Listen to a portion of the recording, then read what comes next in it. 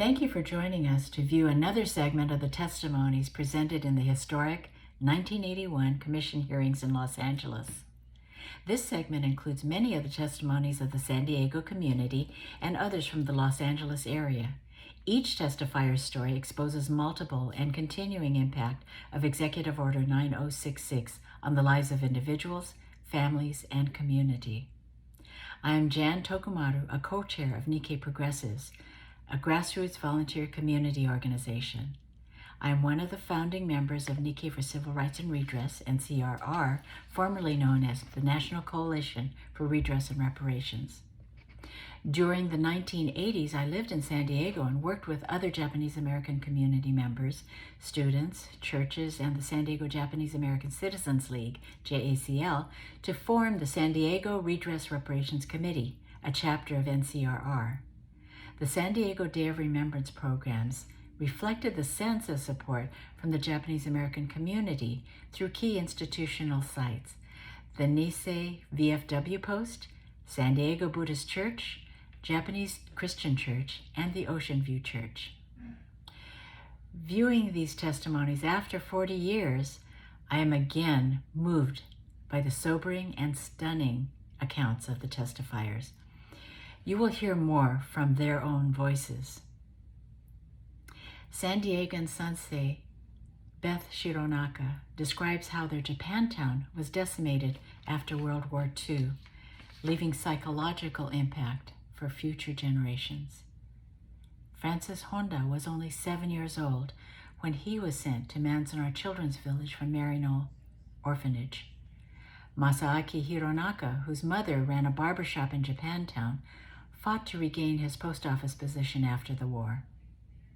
Akira Horiuchi, whose family volunteered to relocate to Utah, tragically lost his mother and infant sister. Harry Kawamoto was drafted right before Executive Order 9066 and served in a segregated unit, at times under armed guard. Elsie Hashimoto was separated from her father and husband, who were ministers at the time when community leaders were picked up by the FBI. Dr. Harry Hashimoto stressed psychological, mental, and spiritual suffering, citing the abject fear especially felt by his Issei parishioners. David Imahara, No Boy, referring to the responses to the U.S. government's loyalty questionnaire, specified damages and demanded $1 million in reparations. Mio Senzaki spoke of her personal anguish over her pregnancy when hopes for a future were dashed. Finally, George Morimoto brought out the profound impact of mental health.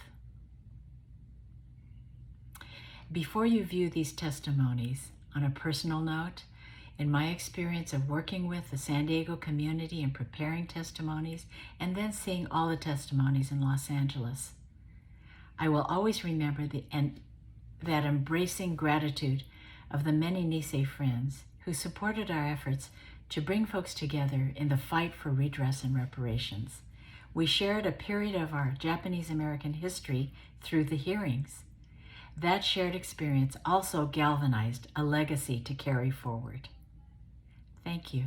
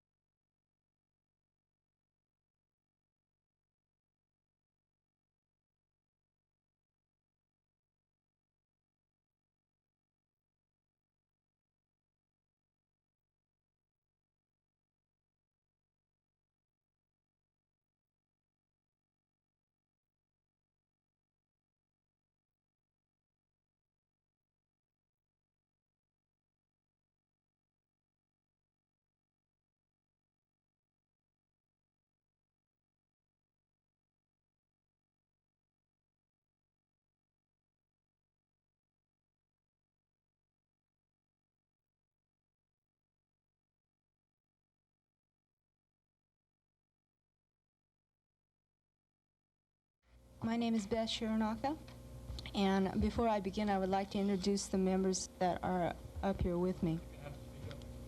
Up. Can I be heard now? Okay. To my far right is Masato Asakawa. Next to me is Masaaki Hironaka, and to my left is Janet Tokumaru.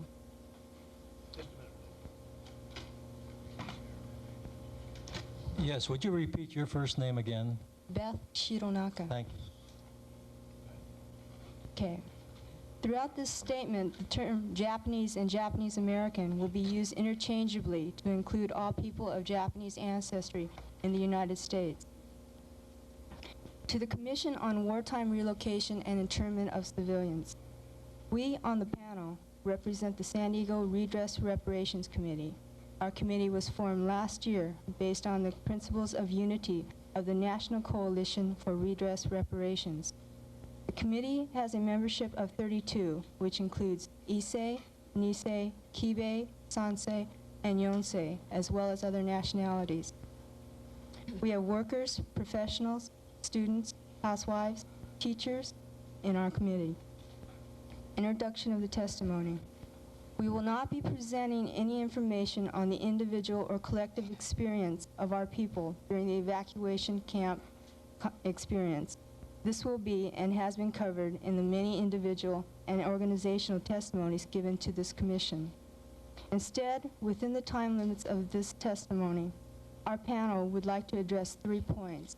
Number 1, dispersal of the San Diego Japanese community as a result of the forced evacuation and incarceration of people of Japanese ancestry during World War II.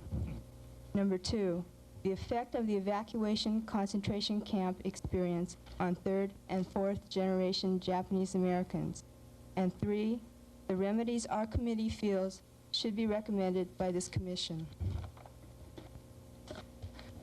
Dispersal of the San Diego Japanese community as a result of the forced evacuation and incarceration of Japanese during World War II. The pre-war San Diego Japanese American community was a lively, vital one, providing many of the services necessary to maintain any community. Japanese people owned restaurants, grocery stores, hotels, barbershops, cigar stores, churches, and recreation and entertainment centers, which served the Japanese population. Many of these stores and services were concentrated in a small Japantown near downtown San Diego. Surrounding this business commercial area was a good portion of the Japanese residential population. This business area served not only the nearby community, but also served as a center for local farmers and fishermen. Homes. This dispersal and destruction of the Japanese community happened fairly rapidly following the end of World War II. The dispersal of the residential community accompanied the dispersal of the business community. All that is left now in the old Japantown is one lone grocery store, soon to be evicted. The dispersal of our community is directly related to our ability and our right to maintain and develop ourselves culturally, socially, politically, economically, as a people. Without a concentration of people, it is very difficult, if not impossible, to continue our development as Japanese Americans. We feel this development is important not only because it helps our people and gives a sense of identity to our new and coming generations, but also because it enriches the historical, cultural development of all people. We feel it is not too late to rebuild our community, to give back a sense of pride, not only to the Issei and Nisei, but to the Sansei, Yonsei, and future generations. It is not too late to build a community and have community centers where the young can learn from the old, where we can develop our language and culture, and where we can learn our history firsthand. Rebuilding our community means building our strength as a people to carry out our ongoing struggle for full equality and justice. The effect of the evacuation concentration camp experience on third and fourth generation Japanese Americans. The effect of the camps that interned our grandparents, parents, aunts, uncles, brothers, sisters, and cousins has directly impacted on third and fourth generation Japanese Americans. The vast majority of Sansei and Yonsei do not speak Japanese. Many understand very little of the language, and most of us could not fully communicate with our grandparents. We know very little of our history as Japanese in America, and probably know even less of our culture. We grew up not knowing the proud history of struggle and achievement of our Issei pioneers, and not always understanding or appreciating the sacrifices and courageous efforts of our Nisei parents to survive and make a better life for us. Very few Sansei or Yonsei can play Japanese instruments, or sing Japanese songs, or dance Japanese dances. All this is being lost. This denial of our language, history, and culture has led directly to the many problems facing Sansei and Yonsei youth. In the 1960s and 70s, hundreds of Japanese American youth got involved with drugs, with overdoses, cutting short many potentially productive lives. For myself, a Sansei, and many others like myself, the greatest problem has been psychological. By psychological, I mean the confusion we have had over our identity and the resulting problems. Identity comes from an understanding of a people's history, language, and culture. We have lacked that in many ways, always feeling like an outsider, not American and not Japanese. We've been denied our roots by law, by exclusion, by racism, by relocation, by internment, by imprisonment, by redevelopment, by oppression, and by forced self-denial. We see no alternative but to fight for the betterment of our people and against those who would deny us our rights. The remedies our committee feels should be recommended by this commission.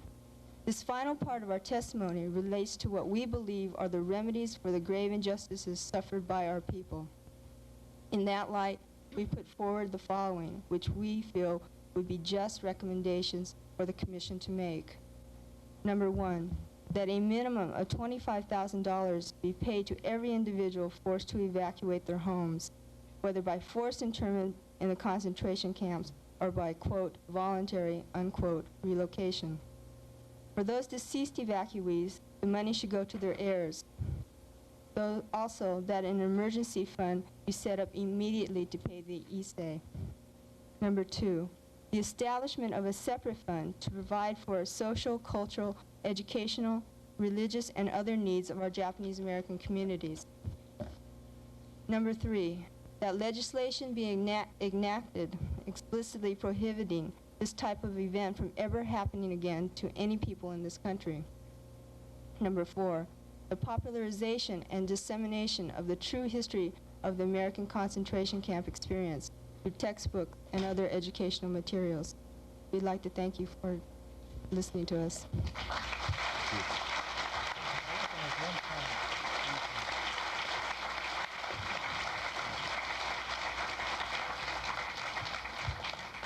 Judge Maritani. Dr. Matsuo and other members of the panel, I want you to know that I fully understand what you're saying, and I certainly can't disagree with it. As a matter of fact, you may find in some respects that I may even be past where you are.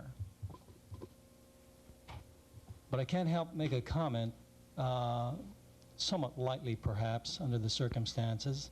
I'm reminded of two adages. One, and in particular to you, Dr. Matsuo, because you covered quite a broad front, and I can't disagree with it. And if your goals were to be met by this commission and or Congress, I guess we would reach about near perfection under the circumstance in terms of reaching, quote, justice, close quote, however one may wish to define that. This commission has to submit a report by July, roughly around July of next year. I mean, that's when our life ends. That's point number one. And if we cover all the areas, desirable areas you point out, I'm reminded of the Oriental saying that he who chases two rabbits catches neither. Desirable it may be to catch two rabbits or three rabbits for that matter. The other thing is, somewhat in a light vein, nothing is impossible for the person who doesn't have to do it. Please keep those in mind. Thank you. Dr. Fleming. First of all, I'd like to express my appreciation to the members of this panel for their testimony. You are representing the points of view of your respective organizations. And on the basis of the testimony that we've heard from individuals already, it's certainly clear to us that you are accurate in many instances representing the points of view of the members of your organization. I just would like to make it clear my understanding of the process in which we are engaged at the present time. As you know, some of you, I've been a member of the Civil Rights Commission for 7 years. We hold public hearings, we conduct field studies, and then on the basis of the field studies and the public hearings, as a collegial body, we evaluate the evidence, and on the basis of that evaluation, make findings and recommendations to the President and to the Congress. As I see it, this commission is charged essentially with carrying out a process of that kind in this particular area. I was asked yesterday whether I didn't think that some of the testimony from individuals was repetitious. Personally, I don't find it repetitious at all. To me, each piece of testimony is testimony coming from an individual or a family that means that is unique as far as that particular individual or that particular family is concerned. So I have appreciated very, very much the fact that the staff has arranged for testimony from individuals. Then I've appreciated the testimony that has been given by representatives of organizations. And I would like to make it clear that this testimony is proving to be of tremendous help to me. This is an issue that I've been concerned about for many years as one who has been concerned about issues in the field of civil rights, because I've regarded it as a flagrant violation of civil rights. But I am learning all the time, and I look forward to the opportunity of participating in the collegial process with my colleagues on this commission, as we will get together and will weigh and evaluate the evidence, and then as a result of that, arrive at findings and recommendations. Sometimes I've found it necessary in the past in connection with Civil Rights Commission hearings to say, look, because I ask a particular question or phrase it in a particular way, don't jump to a conclusion as to where I'm coming out as far as my findings and my recommendations are concerned, because I may be asking a question for the purpose of getting out on top of the table some evidence that I think will be of help to me in arriving at findings and recommendations.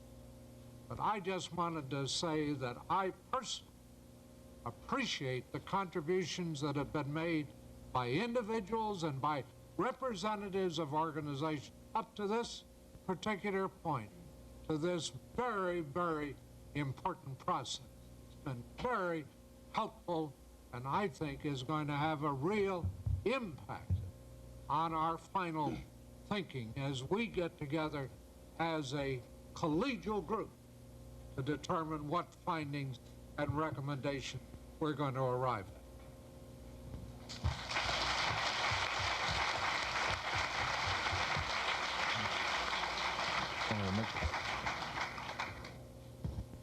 I still don't know what your interpretation of Justice Goldberg was. I think when we get down to individuals in the commission, we'll find that the individual aspirations and aims and goals of those commissioners is not much different than your aims and aspirations, which have been outlined by you and so many other people before the commission. But certainly I think it'd be unfair for anybody to interpret any single statement as to the aims and aspirations of the individual members or of the commission at this point. We are doing, as Dr. Fleming said, covering a field as well as we can in the time limits we have. We hope we can do a job. I want to thank the panel for appearing here. You have contributed a great deal to our testimony. I would also like to state that we will be entering into the record a statement submitted by Congresswoman Bobby Fiedler in support of the work of the Commission. I'd like to also indicate that we will be taking a 10-minute break at this point and coming right back. When we do resume, Judge Maritani has agreed to chair the remainder of today's hearing. One of the reasons I was trying to get people going as far as possible is I wanted to hear personally as much as possible before I had to leave. I've got to go to address about 250 senior citizens and take their questions on Social Security in Orange County a little bit from now. But I will tell you that I will go over the record and review everything that is said in my absence. And I want to thank Judge Maritani for agreeing to take over the chores of the chair in my absence. 1946. After my discharge, I visited my mother in Chicago and returned within the 90 days and applied for my former job according to Selective Service rules. I then learned that the Postmaster Stewart, who originally hired me, would not reinstate me. I made several efforts through the union, Selective Service, and veteran groups to try to regain my job, but unsuccessfully. I returned to commercial fishing for a year. In the meantime, I took the post office clerk's exam when it reopened, and I awaited the retirement of Postmaster Stewart and was reappointed to her clerk's position by the new postmaster, William Krenning. I requested reinstatement, but the post office department awarded me only my seniority and time worked. In the 1950s, Congress enacted legislation to regain our full status, but I was already in the top grade and received nothing for the bill. After 33 years of service, I was retired in 1975 as manager of a classified station. In closing, it is hoped that the Commission will see fit that a monetary award be made in an amount no less than $25,000 be made. Funds for the deceased could be placed in community funds to promote the welfare of persons of Japanese ancestry, their families, and heirs. In addition, it is hoped that the present constitutional question as upheld in the Korimatsu, Hirabashi, and Yasui cases be resolved, that it may never happen again. Thank you.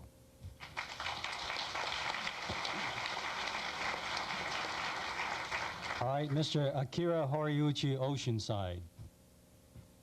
My name is Akira Horiuchi. I'm a Nisei, age 54, born and raised in Southern California. I was living in LA at the outbreak of hostilities with Japan, attending LA High as a sophomore. My father was picked up at Terminal Island while visiting friends by the FBI on December 7th, 41, and kept in jail for a few days before being released. When EO 9066 was signed and executed by the government, and then given a choice of leaving our home or being forced into concentration camps, our family readily accepted the former, based solely on my father's experience with the FBI. To explain the anxiety, apprehension, fear, and trauma related to that period of time in my life is an impossible task. Between the time of December 41 to early 42, when we left LA, I attended school on public transportation with all of the stares, racist remarks, and belligerent public. I resorted to riding a bike to school to alleviate my apprehension of attending school. We left LA in early 42 voluntarily for Layton, Utah, although we had never been there before. We left with our uncle and his family and another family together for safety and convenience, since we had only one two-door automobile in our family of 7 children, grandmother, and both parents. Living in Utah as sharecroppers for the next 3 years under the most primitive conditions was truly a nightmare.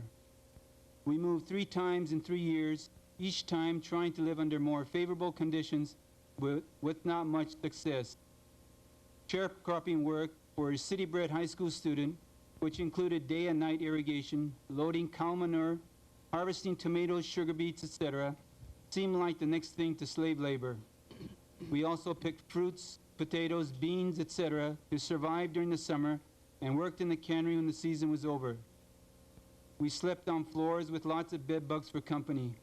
We had no running water, electricity, or wood-burning stove, and a kerosene lamp for cooking and heating, and light to study. During my last year of high school, my baby sister died when she fell in the outhouse toilet.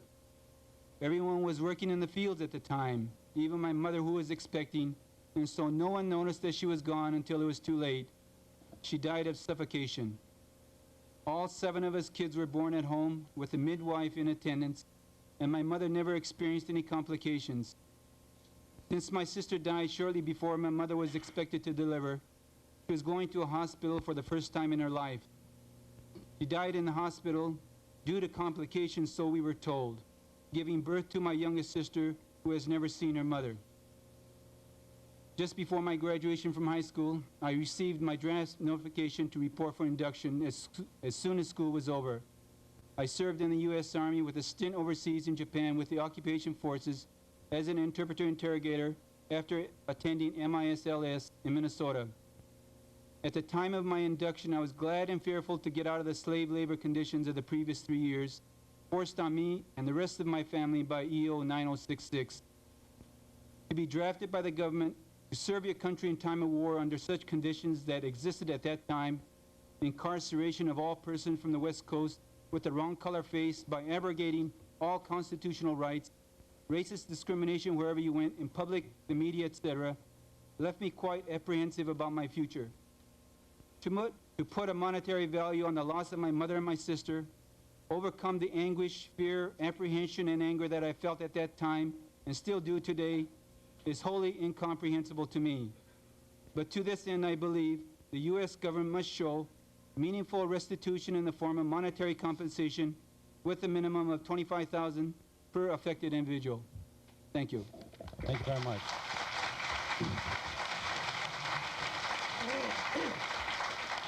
Those who are standing in the back, there are some seats I notice here in the middle aisle here, or middle section rather.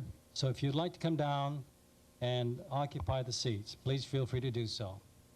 I will move right along to Mr. Harry Kawamoto, also of San Diego. Mr. Chairman and honorable members of the Commission, I wish to testify of incidents which occurred during the evacuation years but are not known to most people. I was drafted into the military service February 1st, 1942, and so I did not go through the evacuation experience. I was sent to Camp Robinson, Arkansas, where I received basic training and was later permanently assigned. It was during this period that the Pacific Defense Command evacuation was implemented. When I became eligible for furlough, I requested one to visit my parents at Poston, Arizona. I was told that all persons of Japanese ancestry were not allowed in that area, and so denied. A fellow Nisei serviceman, Albert Ito by name, lost a brother in the alleged riot at Manzanar. When he requested an emergency furlough to attend his brother's funeral, he was denied for the same feeble reason. In 1943, President Franklin D. Roosevelt made a visit to Fort Riley, Kansas. During his visit, Nisei servicemen stationed there were put into a barracks building and kept there under armed guard. As fate would have it, another group of Nisei servicemen at Fort Riley, overlooked by persons in charge of this ridiculous security measure, roamed about at will. The U.S. government did not trust the Japanese servicemen at that time. Witness the segregated non-combatant units to which we were assigned.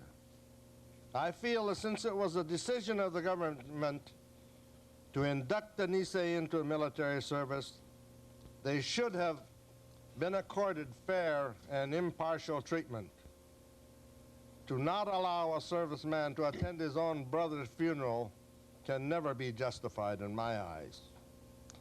No apologies can erase or rectify these injustices, so I urge this commission to recommend redress and reparation in the greatest degree possible. This commission should not have been necessary to address the issue of redress and reparations. The documented evidence established by previous studies seems to have been overlooked. Shortly after World War II, when Congress first made token monetary compensation for losses incurred during the evacuation process, sufficient facts were brought forth to justify payment of lost claims. Many persons who held positions directly responsible for the evacuation process later gave public testimony citing the injustices and the unnecessary events to which these American citizens were subjected. Everyone of Japanese ancestry, and even others, incurred financial and psychological losses as a result of the government's actions, and therefore should be compensated for those losses as recommended by the National Coalition for Redress and Reparations. Thank you very much.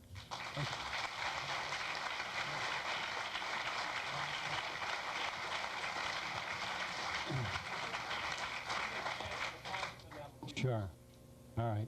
Well, gentlemen, thank you very much for your testimony from San Diego and its metropolitan area. Thank you again. In the meantime, would the next panel please get ready? That's Elsie Hashimoto, Dr. Harry Hashimoto, Francis L. Honda, and Elizabeth Horiuchi. All right. If you could keep it as briefly as possible, because we're trying to make up some time. Otherwise, the last groups are going to have no time left at all. Shall we just start off with Elsie Hashimoto? My name is Mrs. Elsie Hashimoto of San Diego. The events of Pearl Harbor immediately produced anxieties and fears among all the Japanese families. My husband was pastor of the San Fernando and Baldwin Park churches. Rumors were flying and newspapers headlined Japs, traitors, sabotage, and yellow peril. Our lives were in a chaotic mess. We couldn't sleep at night or eat properly. There were constant threats of internment as well as curfew imposed upon us. As the pastor's wife, I noticed on our visits to our membership, many men wore their Sunday clothes and had their suitcases packed in case the FBI came to arrest them and take them to prison. We finally read the handwriting on the wall. Articles appeared in the newspapers, as well as talks over the radio. The plans were underfoot to intern all the Japanese on the West Coast. Although I arrived in the United States as an infant and less than 1 year old and received my education here, I was never permitted to become an American citizen at that time and was consequently classified as an enemy alien. My husband and I felt it was safer for me to go to my parents, where my parents resided before the curfew would make it impossible for me to travel. With the permission of authorities, my husband placed me on the bus at midnight so that I would be less visible to the American public. He joined me later after bidding our membership goodbye. There was another reason we had to abandon our church members. My father was seriously ill. While in Modesto, the final notice for evacuation came with a 4-day notice. All my parents' farm equipment, tools, animals, household furnishings, which included a piano, radio, washing machine, as well as automobile, were hastily sold for a total of approximately $100. We were taken to Merced Assembly Center by bus. Father was taken earlier by ambulance. My dad was denied the privilege of remaining outside in the hospital unless separated from his family. The facilities were totally inadequate for the critically ill. I believe he was the first person to pass away in our camps. It was a hot June day. He laid in agony on a straw-filled mattress which was placed on a canvas cot. He slowly passed away in this horse's stall. Though denied citizenship, my dad was a true American. One of the highlights of his life was seeing Babe Ruth play baseball in Oakland Stadium.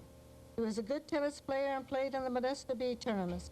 Photography was another hobby he enjoyed, and church was very precious to him. All the years of sacrifice and hard work brought him little reward. He died behind barbed wires at the age of 49. Even the healthy had problems in this camp. The latrines were primitive. Many holes were cut out of pine boards for our seats. Waters gushed below. No partitions were provided for our privacy, and we had to sit on a long row. The timid suffered constipation. We were later sent to our permanent internment camps. Here again, the government failed us. There were no allowances made for food on this long journey we knew not where. Many of us brought rice balls, finger food, and fruit. Much of this rotted by the second day due to the intense heat. During this long journey, we were permitted one stop somewhere in the isolated part of Utah. We finally arrived in the Mochis, a barren desert in Colorado. We were tired, apprehensive, hungry, dirty, and hopeless. For many of us, this was to be our home for several years. Our tar-covered barracks consisted of one coal-burning stove and 2 small canvas cots. Our floors were red brick laid on sand. Other families were not as fortunate as we were, for whole families were crowded into one room. We did not have the luxury of running waters in these rooms. During my stay in Amachi, I suffered from malnutrition and difficult pregnancy. My first Christmas was spent in the hospital due to my weight loss to approximately 70 pounds. 9 months later, my husband received permission to move to Chicago. He received train fare and $50. I joined him within 2 months, and under doctor's orders, my mother had to accompany me. I was 8 months pregnant with a burning desire in my heart to have an outside address for my baby's birthplace. The stigma of a concentration camp must not be passed on to my child. Train trip was to be arranged so a seat would be available for this long trip. This was not true, and from Kansas City to Chicago, I stood most of the way. Finally feeling faint and in pain, I used a ladies' toilet for my seat, moving frequently when someone needed to use it. I was also promised by the government representatives that the hospital fee would be paid since I was so far along in my pregnancy. This also turned out to be untrue, and we hastily gathered enough money to pay the Brethren Hospital where my first and only child, Sharon, was born. In closing, I'm willing to stick my neck out so that the public will be able to separate us from the Japanese that bombed Pearl Harbor. Total evacuation was not necessary. We were loyal Americans. The rejection and hardships created by this experience will remain forever in our hearts and minds.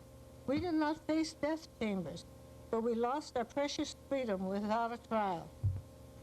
Part of us died in that desert camp. Most of us failed to mention our experiences for close to 40 years because to this day our emotions overwhelm us. We were truly the quiet Americans.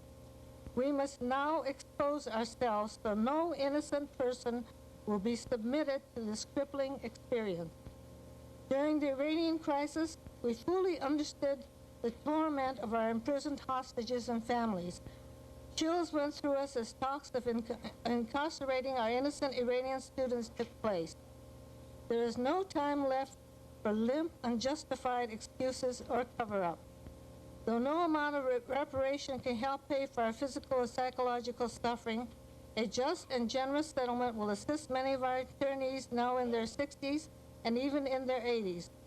Most of all, reparation will serve as a deterrent so no other innocent Americans will go through this ugly and shattering experience caused by prejudice.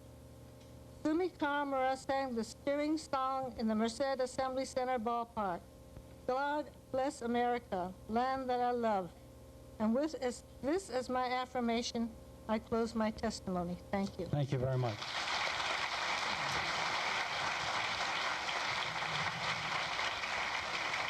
We'll proceed next to Dr. Harry Hashimoto, San Diego. My name is Harry Yasushi Hashimoto, born in Santa Cruz, California, in a family of 3 brothers and sisters. I am grateful for this opportunity to present my story of the evacuation and internment of the Japanese Americans before this Commission on Wartime Relocation and Internment of Civilians. The emphasis of my testimony will be on the psychological, mental, and spiritual damages suffered by myself and other Japanese Americans in compliance with Executive Order 9066 and the subsequent evacuation and confinement in the Merced Assembly Center from May 1942 to August 1942, and thence to the Omachi relocation camp from August 1942 to the time of resettlement in Chicago, Illinois, May 1943 to March 1952. As a young minister of the Oriental Missionary Society and having been assigned to the San Fernando and Baldwin Park churches of our denomination, I witnessed the abject fears and sufferings of the Japanese Americans, particularly the East States, who were being picked up by the authorities at the outbreak of World War II. The restrictions and regulations placed upon our community went far beyond the day-to-day struggles of a people who were used to hard manual labor.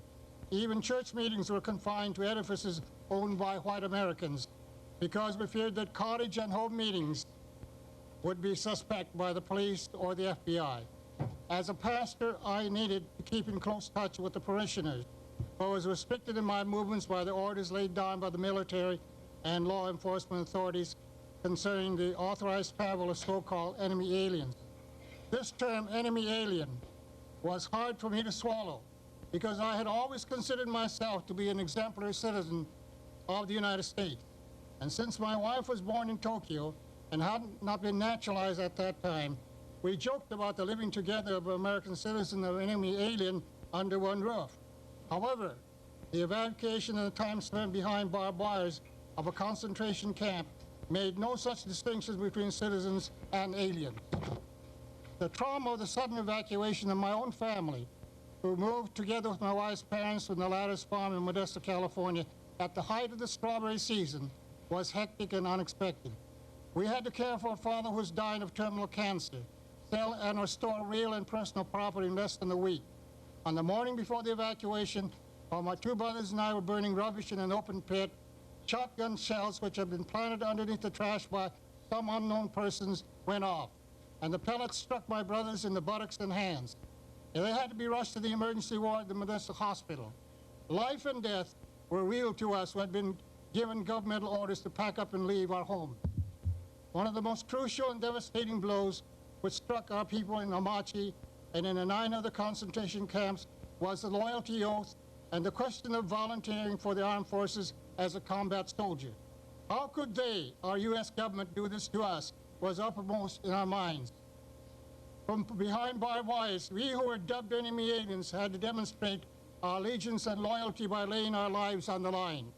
When my brothers and I voted yes, yes, volunteered for service, my mother suffered a stroke from which she never fully recovered.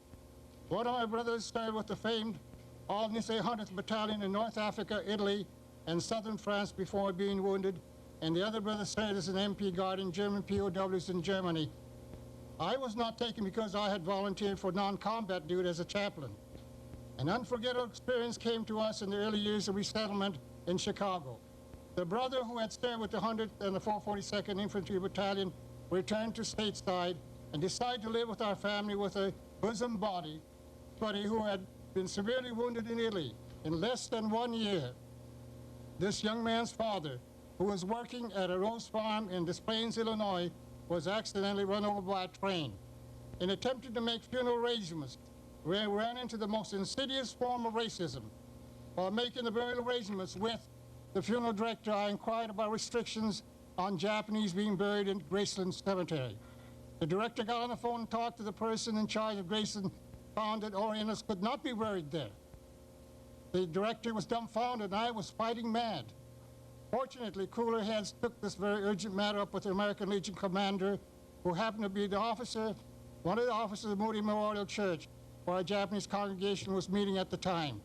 This kind man opened the way for the funeral service and the committal service to be held at the Lutheran Church burial ground. In summation, the years between 1942 to 1945 and to 1981 contained the diaspora of an entire racial group, the Japanese Americans, who were forcibly taken from their homes on the West Coast and kept under military guard and later released to make new beginnings in the hostile America and in strange places across these United States. The disruption of normalcy, the breakup of strong family ties, the erosion and destruction of ethnic values such as filial piety, respect for elders, responsibility and care for one another, the high esteem for law and order, and the pursuit of education and upward mobility, etc., speeded up the process of sadness and loss. No amount of monetary compensation will suffice to assuage the hurts and pains of the 120,000 Japanese Americans, many of whom are no longer living. I suggest a minimum of $25,000 for every evacuee, plus other sums for a trust fund to be used for the Japanese American community for educational purposes. I ask you, members of this august commission, to make your response a positive and lasting answer to the very pertinent question of redress and reparation, and that it may be a judicious and magnanimous decision. Thank you. Thank you very much.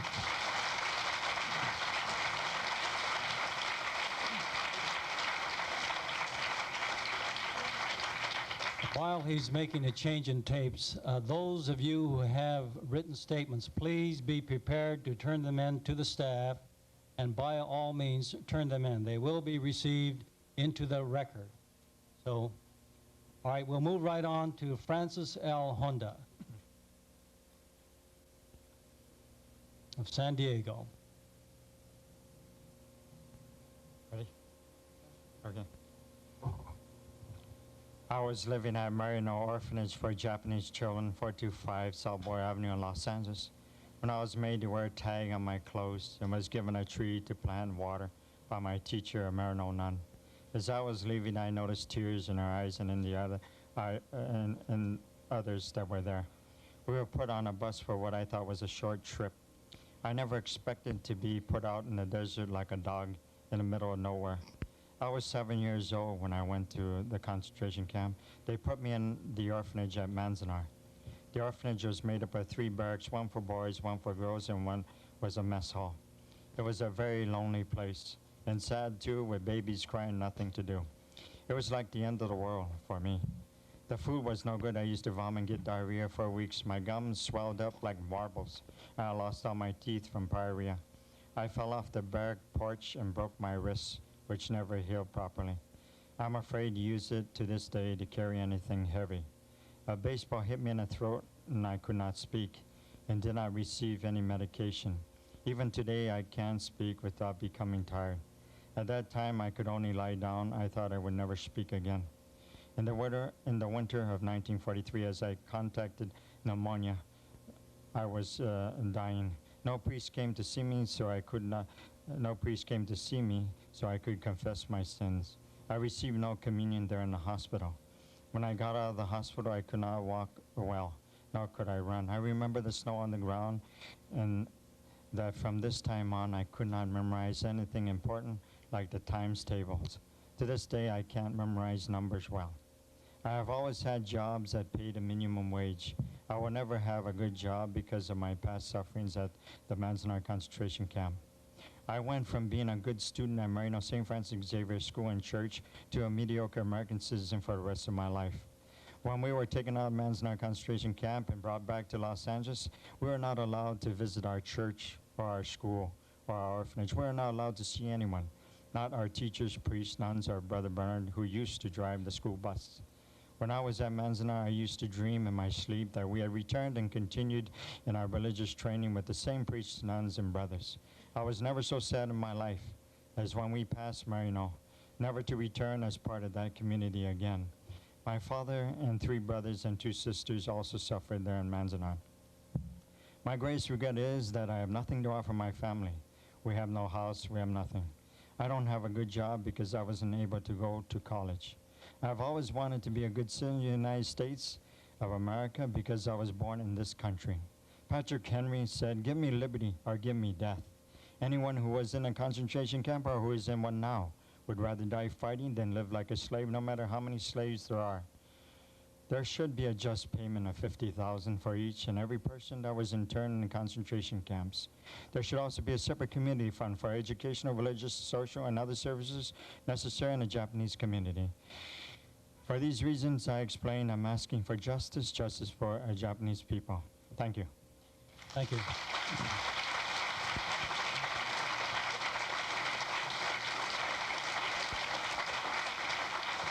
All right, the 4th member of the panel is Elizabeth Horiuchi Oceanside. I regret to say that Mrs. Horiuchi could not attend Fine. Oh, she's not here. And do you have any statement you wish to present? All right, well, are there any questions? My name is Susan Inoue. All right, thank you very much.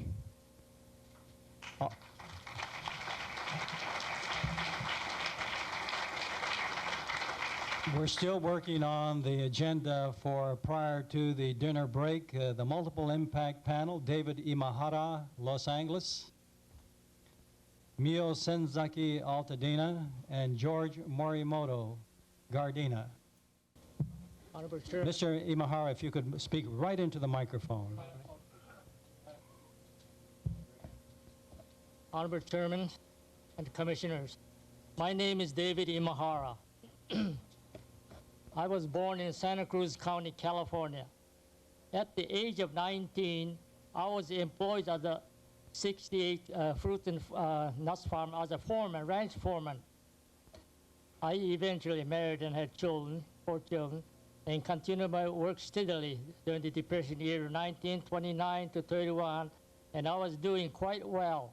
So I bought a small farm of my own as the investment and rented it out. When World War II broke out, we became an enemy alien in overnight, and everything was focused upon us as we were classified as dangerous enemy alien. Newspapers and radios are blasting out, calling us a dirty name, saying that all Japs are no good, and Japs are forever Japs. We were restricted from traveling other than to buy grocery within the 2-mile limits. Also, there were a 8 p.m. curfew, and we have to stay home after that. In February 42, President's order came out, and in a short time, we had to evacuate with my family to an inland camp. There was a military sentry escorting us into the hot, scorching desert camp in Poston, Arizona. Temperature was 110 to 120 degrees. And there were scorpions and rattlesnakes. Our family lived in one room, about 16 by 24. After a while, the WRA began conducting hearings, asking us a stupid, childish, and insulting question such as, "Are you willing to serve for the United States in case of an enemy invaded us?" And it said yes or no. And another one like, "Are you willing to be loyal to the United States?" And yes or no, and etc. I wrote no to all the way through with my anger and disgust and frustration.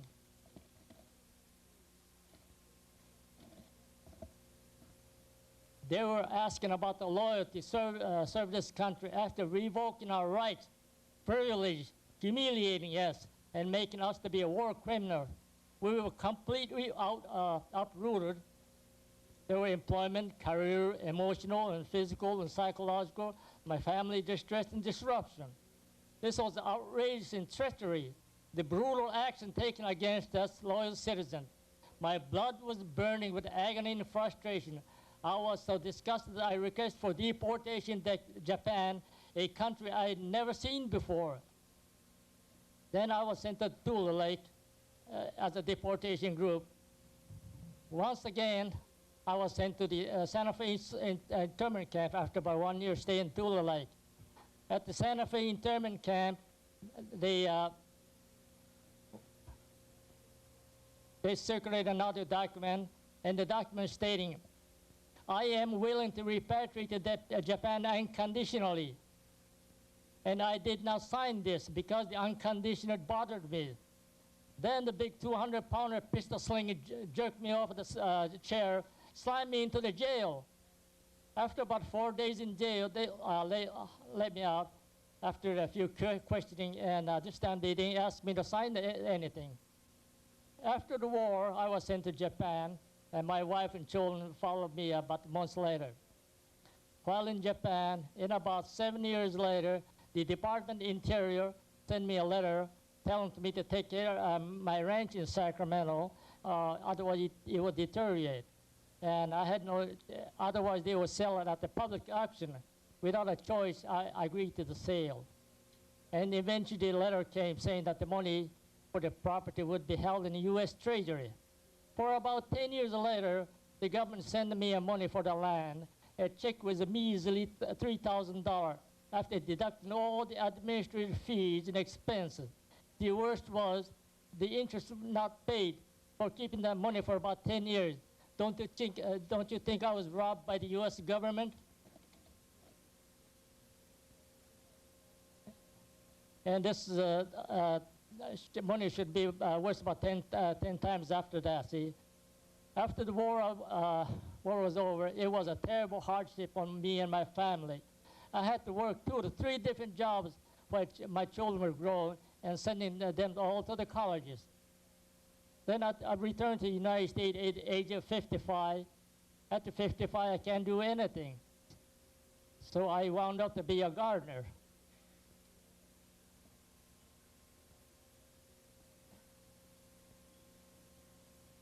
Therefore, I'm going to skip a lot of these things. Therefore, the frustration and anger still in my blood, I now demand a monetary compensation of $1 million from the United States government.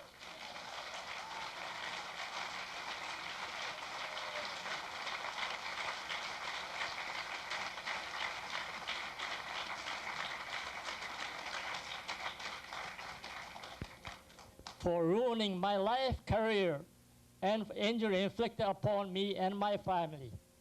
I also demand a monetary compensation of $500,000 each to my 5 children for the damage inflicted upon them, such as humiliation, their rights revoked, mental distress, implementation of an inferior complex, hindering their education opportunity, and other weakness does also run into the children. I feel this claim is reasonable. Thank you. All right, thank you.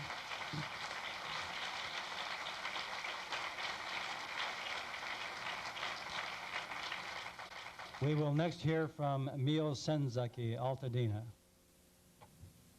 Mr. Chairman and honorable members of the Commission, I thank you for allowing me this opportunity to speak before you. Growing up in Seattle, Washington, to a family of 3 older brothers and 4 younger sisters, we enjoyed a comfortable life since my father had a very successful produce stand on Seattle's Pikes Pier. I was about 10 years old when my father lost his business during the Great Depression.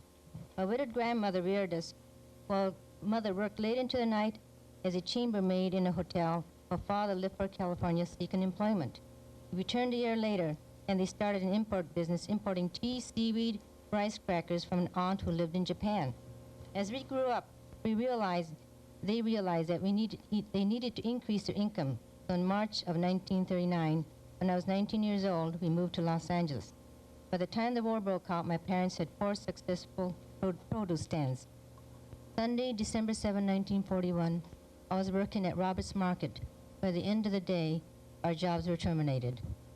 My fiancé, who lived in downtown Los Angeles, came one night and told me we were getting married. It was either I marry him or we would not see each other again. March 31, 1942, we were married at the Japanese Union Church in Los Angeles. 2 months later, this is May, the Senzaki's home became the Santa Anita relocation camp. When my parents received their notice to evacuate, my mother and sisters came to Santa Anita to say goodbye to me. With the barbed wire fence separating us, I cried for days. I may never see them again. My honeymoon was spent with the searchlights going over our heads at night. This was not the kind of stuff I dreamed of. September came, we moved to Rohr's relocation camp. I should call it concentration camp. The following year, 1943, my husband suddenly became very ill, complaining of a severe headache. Examination proved that he had a severe ear infection. He was told that surgery must be done within a year, but he would have to wait his turn. There were many others ahead of him that needed an operation. They told him that the only alternative would be to try to get clearance and have someone operate outside the camp, but it would cost about $1,000. I knew this was impossible. In desperation, I wrote to Dr. Ikuta, an eye, ear, nose specialist, who devoted his time between Jerome, a camp about 30 miles away from Aurora.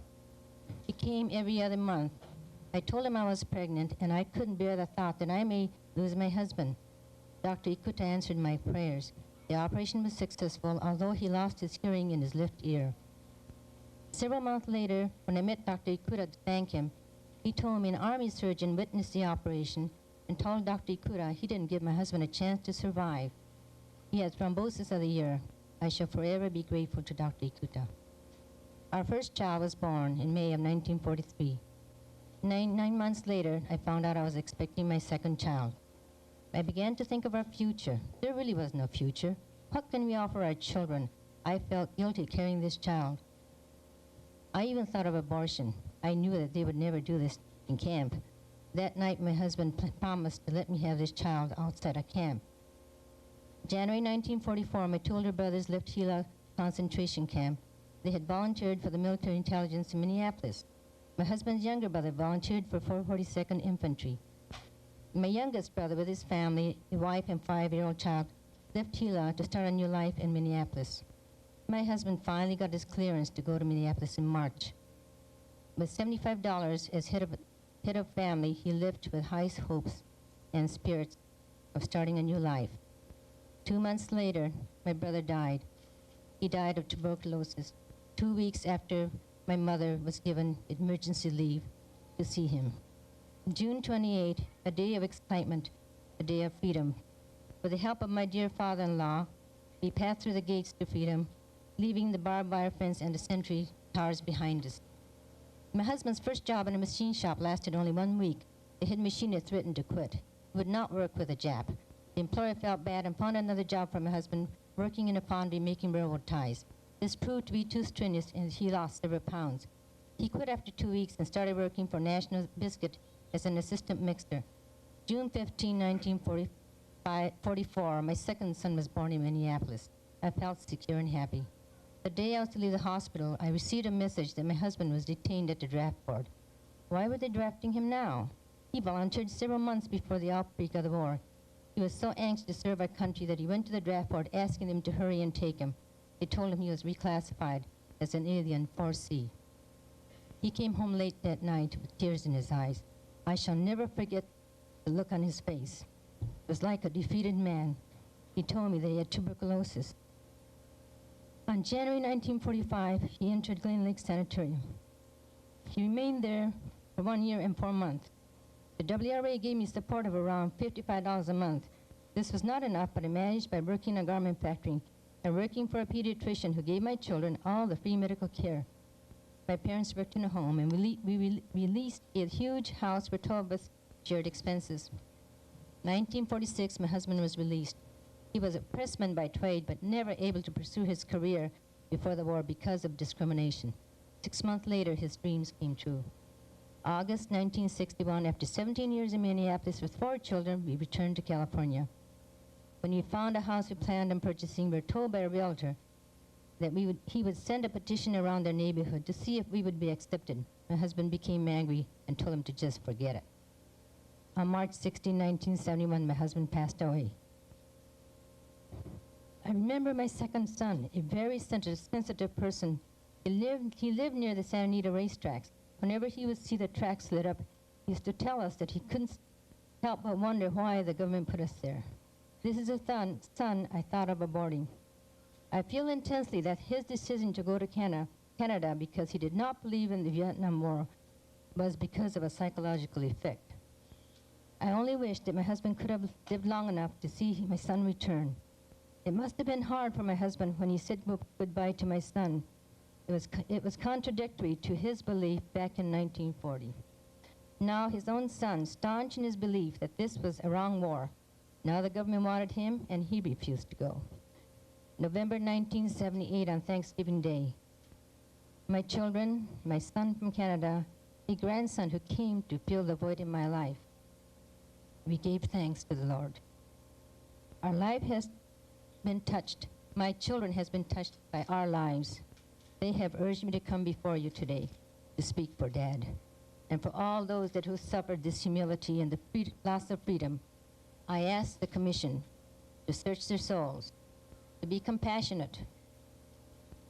I would say the minimum of $25 compensation for each and every person. There are many out there that could use this money now.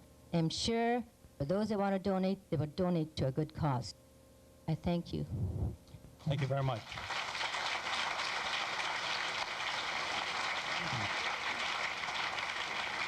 The third speaker is George Morimoto Gardena.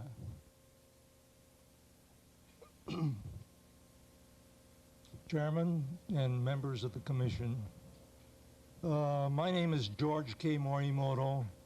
I'm 70 years of age and reside in Gardena, California. At this point, I am retired. To give a little background of my family, my father was a Japanese immigrant who came to the United States in the latter part of 1800s. He arrived as a teenager under the supervision and care of his older brother, who had taken over as head of the household when my grandfather died, and grandmother had abandoned the boys. My father first worked as a water boy for a railroad construction gang. As he matured, he was able to go on as a regular laborer and earned the sum of 90 cents per day for 10 or more hours. By thrift and industry, he saved enough to return to Japan to marry my mother. And upon return to the United States, he started farming on rented land somewhere in Los Angeles County. He grew strawberries and other truck produce. I recall that my father explained that he quit school at an early age because he disliked schoolwork. But it was my guess that the trauma of becoming an orphan had a bad effect on his school learning. However, he was shrewd and realized that to continuously work as a railroad construction laborer was a dead-end situation. But the sale of strawberries was also a difficult situation because a crate of 30 baskets sold for 30 cents at the wholesale market. He therefore bought a horse and wagon, and began peddling his strawberries 3 for 10 cents. Thus he built a small business of selling what he grew. This was the beginning of a fruit and vegetable business, and eventually years later a small business of produce market, which our family operated in 1941. It was modest, but it provided the family with food and clothing during the Great Depression years. The head of the enterprise was, of course, my father, a rough and ready man, very dominating, whose English was minimal. It was surprising to me that he was able to operate the business using his broken English. As the eldest son, I helped run the business, rather reluctantly, as I had wanted to be in a professional type of endeavor. My involvement in the family business was driving a truck into the Los Angeles wholesale produce market for fresh fruit and vegetables. Our business was located in the small suburban city of Monrovia, California. With the bombing of Pearl Harbor, my father was picked up as an enemy alien the second night after the bombing. No reason or basis was ever given for his detention. He was later sent to Missoula, Montana. We were not able to even correspond or otherwise communicate with him. The family was suddenly deprived of his direction and support. I was forced to assume total responsibility for the family head. This was rather difficult because I was dominated by my rather strong-minded father. Business dropped and a curfew restricted my travel to the wholesale market in Los Angeles. I could no longer make early morning trips necessary to buy for our business, and our ability to continue was throttled. Family was deprived of the basic right of earning a livelihood. We had no recourse then to cease our business. There were rumors of removing us from the coast, but where would we go? We had heard of reports that we were not wanted anywhere. If a move was necessary, I would not be able to make a move without help. I was in a mental daze during this period as I tried to function as head of the family. My mother and 4 younger siblings looked to me for support, and I felt overwhelmed with the many problems. The need to close the business, to make preparations for leaving our home in Monrovia. Certainly the future was the biggest problem of this uncertainty, as this uncertainty prevented making plans with confidence. I remember selling our 2 Ford trucks and storing the family car in a garage that was made secure by constructing sturdy doors. However, friends were an immense help with these arrangements. In May of 1942, we moved out of our home to the Pomona Fairgrounds. I cannot recall how we were transported there, as that part is lost in a haze. I do remember my salvation was probably due to the belief that I should do my best to avoid thinking about what was happening to our family. Housing was a long, multiple family building, quickly put together by the Army or responsible agency. These buildings were unfinished and were basically 4 walls with no pretense at being anything more than basic. There were latrines, mess halls, etc., and daily reminders that we were detained. My father, during this time, was eventually released to us. He rejoined us in Pomona in the summer of 1942. In August 1942, we were ordered to board a train to our permanent location at Heart Mountain, which was near the town of Cody. It was a dry, hot, high desert locale that was hazardous with rattlesnakes and Rocky Mountain tick fever. The trip took several days. Our home again was a tar paper barrack building. There was a central mess hall with adjoining toilet and laundry facilities. The wind blew up through the floor and everything became covered with fine dust. Each unit was furnished only with a cast iron wood-burning stove and sleeping cots. Homemade tables and benches were made from scrap lumber, but this is only if you had the skill and had the tools to make them. Sleeping was on straw mats. Maintenance of the camp was the responsibility of the internees. First winter, when the temperature dropped to 30 degrees below zero, the water pipes froze. These were repaired and subsequently insulated by the internees themselves. There was also other work maintaining warehouses and keeping things operational. But it was quite an experience walking 2 blocks to the latrine at night. As the novelty of the experience wore off, I began to resent being detained, as well as being irked by the loyalty questions about bearing arms, etc. I was determined not to volunteer for military service within the concentration camp. My brother was already in the military service, and I felt the need to make plans for my parents and settling somewhere in the Midwest. My plans was to explore the possibilities in the area where we would be permitted to go. With a one-way train fare and $25 granted for expenses, I left camp in June of 1943 and went to a youth hostel in Cleveland, Ohio. The War Relocation Authority there helped me find employment in a foundry in a few weeks. I then began to have problems of losing my hair, which fell out in areas, and there seemed to be no remedy or plausible explanation. Mr. Morimoto, if you could just hold it, we don't want to miss any of your testimony. We're going to change the tape here. Oh. And others, in the meantime, please be prepared to hand in your written statements to the staff. Well, a copy of this has already been turned in. It has? All right, fine.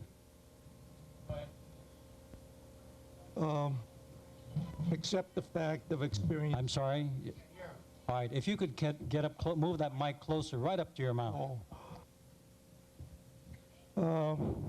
Except the fact of experiencing much emotional stress. That was the only reason I could find or was told for my hair falling out. Perhaps the greatest impact of these experiences on me was my continuing to feel the rejection by the American public. And that resulted in severe depressions. This was recognized as there were periods of anxiety whenever a move or change was considered. Anxiety was severe enough to require counseling periodically throughout my subsequent life. I last saw my mother on a visit to the WRA camp in January of 1945. I remember she expressed a wish to go back to our home in California. Then came the shock when I heard she died a few weeks later of a medical problem. Returning to camp for a funeral, I again tried to stay with my father, but I could not adjust to camp life.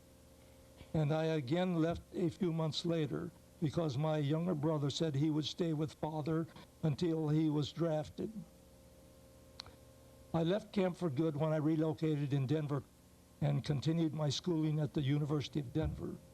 My father stayed in camp until the end and returned to our home in California in 1946. Since I was not there upon his return, I'm not aware of any serious losses of stored items. From the above, it would appear that our financial losses were minimal compared to others internees whose loss was far greater. However, I believe that monetary compensation is indicated here because of the loss of livelihood due to the curfew and the mental anguish and frustration resulting from the detention. Specific amount I cannot say.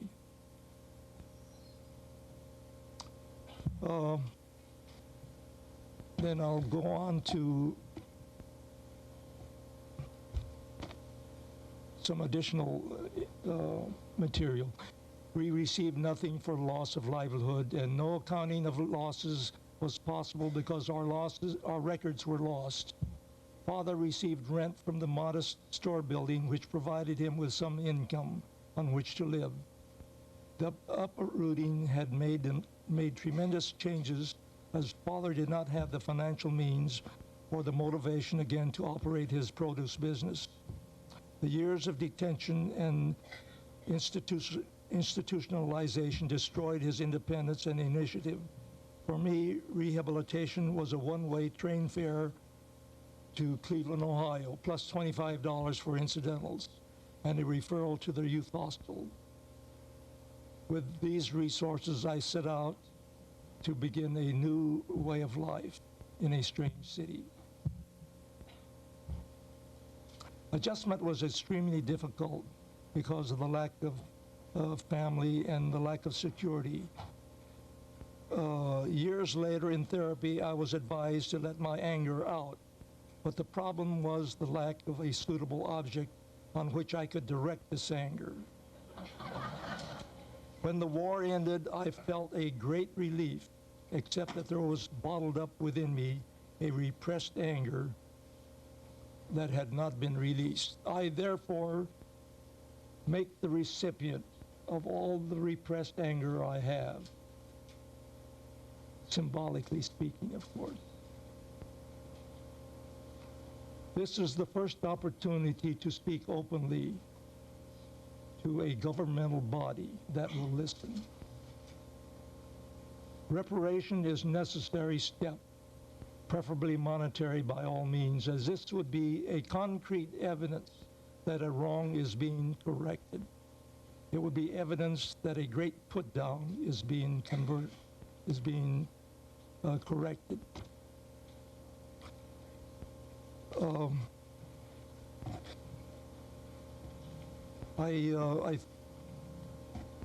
That is the extent of my. All right, thank you very much. Thank you very much. Thank you all very much. And those who have not turned in your statements, again, I repeat, please turn them in. Those of you who have not.